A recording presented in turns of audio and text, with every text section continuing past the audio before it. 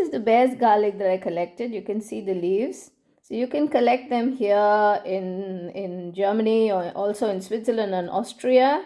They grow in the hills, and actually now they're growing everywhere because people have planted them. It's like they just grow very wild. It's wild garlic, basically. I soak it in a little bit of organic apple cider vinegar and salt. So here for like 20 minutes or so, I soak it, and I do that because I want to get rid of all the, I mean, I take the snails off, but then if there are snails, that is, and you generally do find a few snails, like really small baby snails, but then also because of some worms and all that, foxband worms that you can find in the woods. So just to get rid of all that, you can also roast it. So I'll make another recipe by roasting it. I'll try it out the first time, but here I take it out and I rinse it here, and then so the pesto looks like this. This is already the first set of pesto that I made, and now in my Vitamix I'm like adding again. So this is like a poor man's pesto, you can say, because I'm adding sunflower seeds. So you can see the packet. I bought these sunflower seeds in Alnatura, the cheapest variation.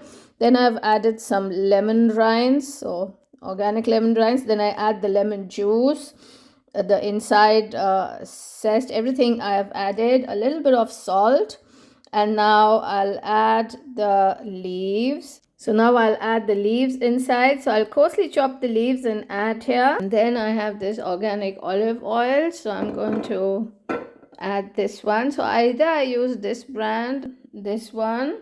So I'll pour the olive oil. So I'm going to pour like a lot of olive oil, and I just do it by estimation. So I have to keep on adding olive oil.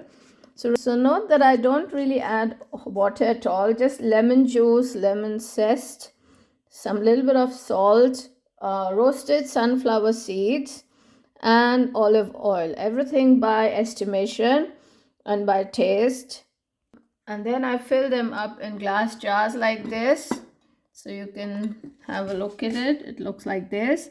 And then after I've filled it, I leave it for a while because of the Vitamix. Maybe there's a little bit of, drops, and it's important that you dry these really well. And then I freeze them. I don't keep them in the fridge, because in the fridge you can keep them like for 4 days, but not more than that. So I freeze them all. And that is why the idea is, when you do it in glass jar, you should see that you have kept a lot of like space, because it will expand. So Archimedes' principle. So it will expand once so there's enough room in the glass so that the glass doesn't break. So that's why I leave a lot of space, and I don't make the lid I don't screw the lid very tight. I leave it slightly loose, so just enough that it's like closed, but it's not really tight. So see, for example, it's so easy. I can just do it with one hand, and then I leave it, and like this I have the bear's garlic pesto. It's like really great. You can eat it with pasta, you can eat it with dosa. I eat it with dosa actually, or with bread. Yes, and I hope that you enjoy this video and you enjoy making bear's garlic. That is, if you live in one of these parts of Europe where you can find bear's garlic. It has a lot of nutrient value, and I hope the next time when I come to India, I can carry some bear's garlic, so that the whole of North India will have bear's garlic in all the cool places. I mean, cool in the sense colder places, because you need hills.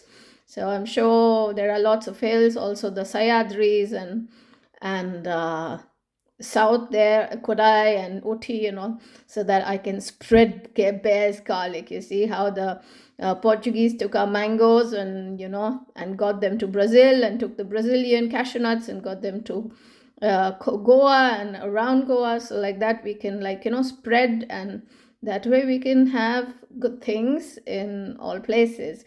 So see you again for more Trupti in Life.